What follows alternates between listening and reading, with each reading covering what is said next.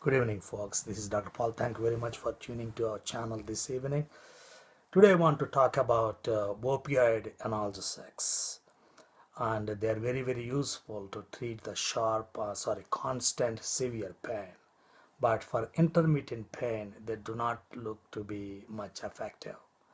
So, for constant severe pain that is associated with diseases like cancer, for example, or any terminal illnesses, these are highly useful.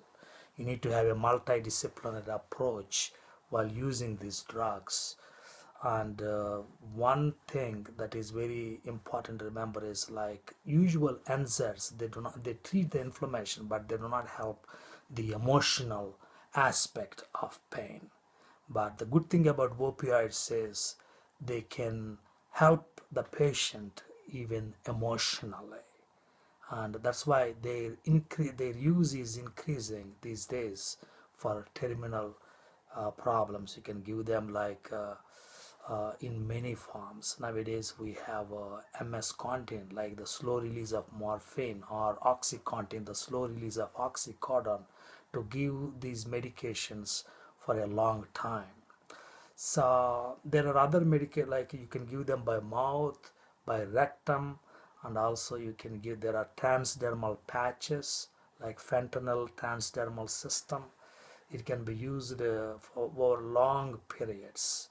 Furthermore, there are also buccal preparations, and there are also nasal preparations like by, for example, butorphanol you can give by nasal insufflation, and that's useful because it avoids the first pass metabolism through the liver and increases the bioavailability of these medications. So nasal preparations are not that common nowadays in the United States, but their availability is increasing these days, and that's a good thing.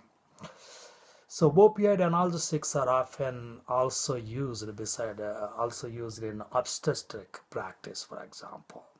But the important thing to remember is opioids, they cross the placental barrier and they can impact the baby. So opioids can cross the placental barrier, and they can cause the respiratory depression or neonatal depression. So you need to remember this. And if it occurs, you should always have the immediate, you should use immediate injection of naloxone. So that's the antagonist for opioids. That's why these days, like, people are using a meperidine in obstetric practice because it's much more less likely to cause neonatal depression than other preparations. So the acute severe pain of any condition.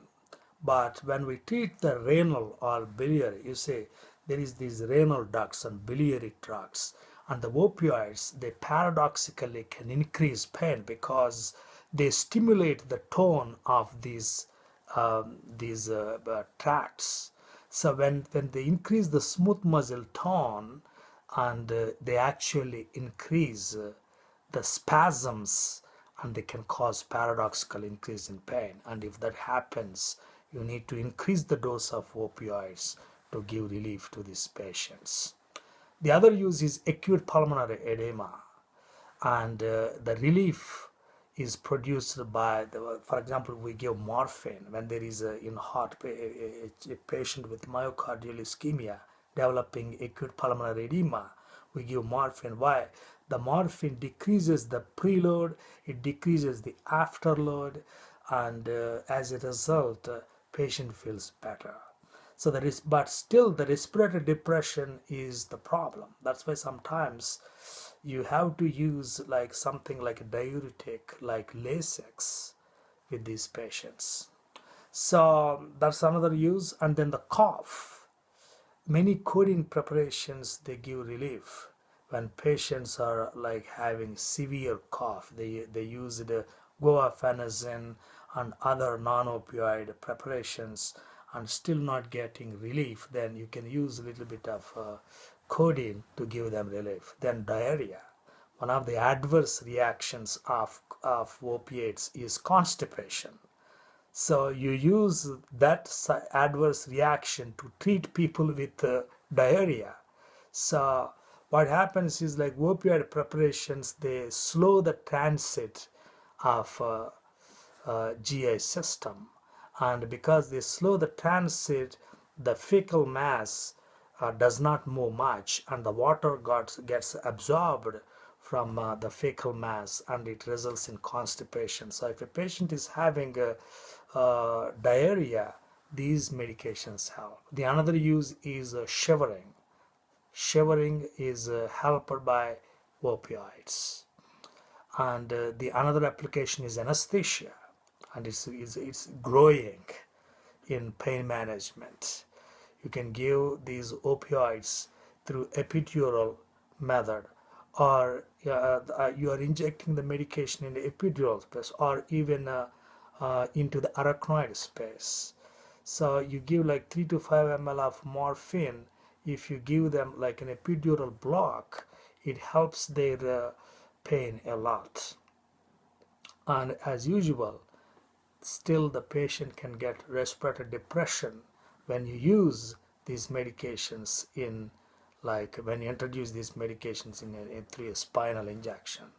And as I said, always you need to keep that antagonist naloxone by your side, and to give it intravenously immediately, and it reverses the opioid induced respiratory depression. So when you give 3 to 5 ml of morphine into the epidural space, it gives relief from the patient, and that's a good thing. Like you can use these opioids to give relief to these patients who are suffering from intractable pain. But keep in mind, they can cause respiratory depression, and use naloxone to reverse those things. And many patients actually develop nausea and vomiting when you introduce these opioids through the uh, epidural injections, and you have to treat nausea and vomitings also when that happens. So you see the diverse applications of these medications, starting from as analgesia in acute pulmonary edema, as a cough suppressant, in the treatment of diarrhea, in the treatment of shivering, and also in the treatment of pain management, like pain management as you give these medications as spinal injections into epidural space or subarachnoid space, because these medications they act through the mu receptors. And the three receptors you need to remember when you talk about opioids are the mu receptors, and kappa receptors, and delta receptors. And most of these powerful opioids, they act through the mu receptors. And then the important points are the routes of administration. You can give by mouth, you can give from the bottom, and there are buccal preparations, there are nasal preparations, there is also fentanyl transdermal system, and all of these can cause respiratory depression. That's why even fentanyl transdermal patch, the FDA recommendation is like you give these patches only after the patient reaches like 60 milligrams of morphine for a week.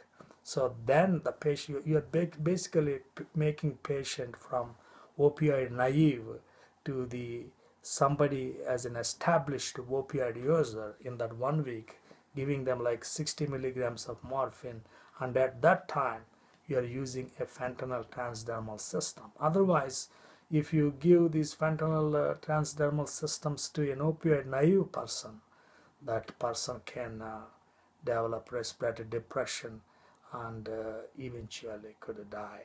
And all kinds of new preparations are coming. The lollipops are coming, and there is also the PCA, the patient controlled analgesia, and these are good.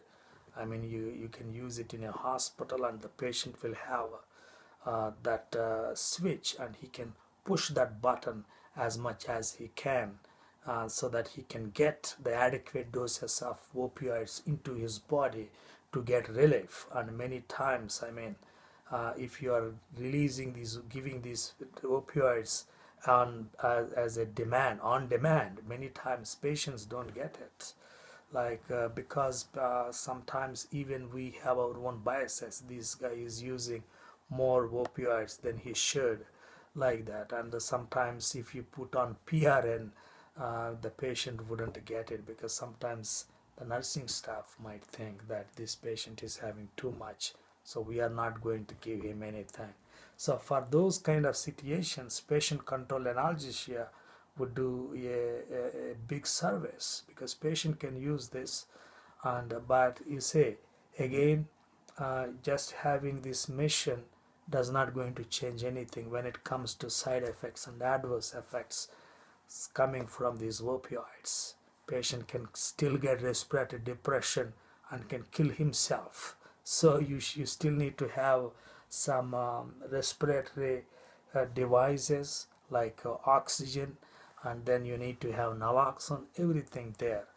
And but many times patients might use these PCA missions to take so much into their system, and resulting in very bad consequences. Anyway, those are all other stuff, but we need to remember those important clinical applications of opioids, and also remember the adverse reactions, because opioid use is increasing, it's exploding across, because as you know, we are becoming less tolerant to pain, and we are increasingly depending on opioids. That's why, as a clinician, it's important to remember the adverse effects and the clinical uses of these important medications. For more videos, visit our blog www.drpaul.org.